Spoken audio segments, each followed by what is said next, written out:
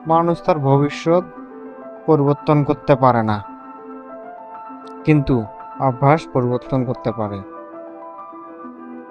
অভ্যাসই মানুষের ভবিষ্যৎ পরিবর্তন করে দেয়। এপিজে আব্দুল কালাম। একবার নিজের জীবনটা ভেবে দেখো, তুমি কি সত্যি ভাগ্যের জন্য অপেক্ষা করছো, নাকি প্রতিদিন এমন কিছু অভ্যাস গড়ে তুলছো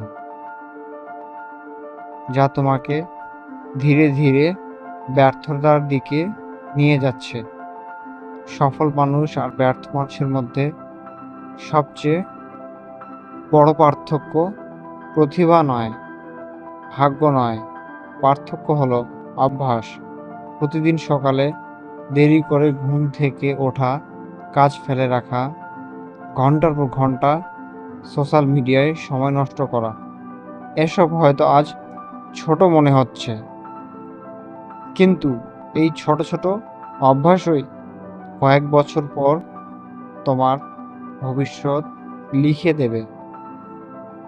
আবার প্রতিদিন মাত্র 30 মিনিট বই পড়া, নতুন কিছু শেখা, শরীর চর্চা করা, নিজের লক্ষ্য নিয়ে কাজ করা, এগুলো ছোট অভ্যাস, কিন্তু সময়ের সাথে সাথে এই অভ্যাসই একজন সাধারণ মানুষকে অসাধারণ করে তোলে। মনে রেখো, একদিনে কেউ সফল হয় না, প্রতিদিনের ছোট ছোট সঠিক সিদ্ধান্তই একদিন বড় সাফল্যে পরিণত হয়। আজ তুমি যা বারবার করছো, কাল তুমি সেটাই হয়ে যাবে।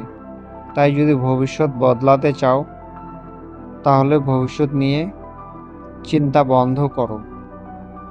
আজকের অভ্যাস বদলাও।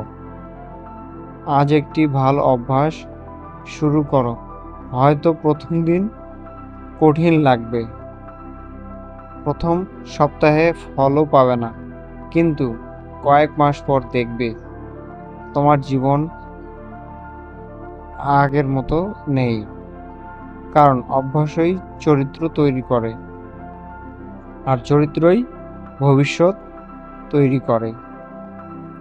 তাই আজ নিজেকে একটি প্রশ্ন করো, তোমার অভ্যাস কি তোমার স্বপ্নের পক্ষে কাজ করছে, নাকি তোমার স্বপ্নকে প্রতিদিন হত্যা করছে? সিদ্ধান্ত আজ তোমার, কারণ আগামীকাল যে জীবন তুমি পাবে সেটাই তৈরি হচ্ছে আজকের প্রতিটি অভ্যাস দিয়ে। মনে রেখো, মানুষ তার ভবিষ্যৎ পরিবর্তন করতে পারে না, কিন্তু অভ্যাস পরিবর্তন করতে পারে।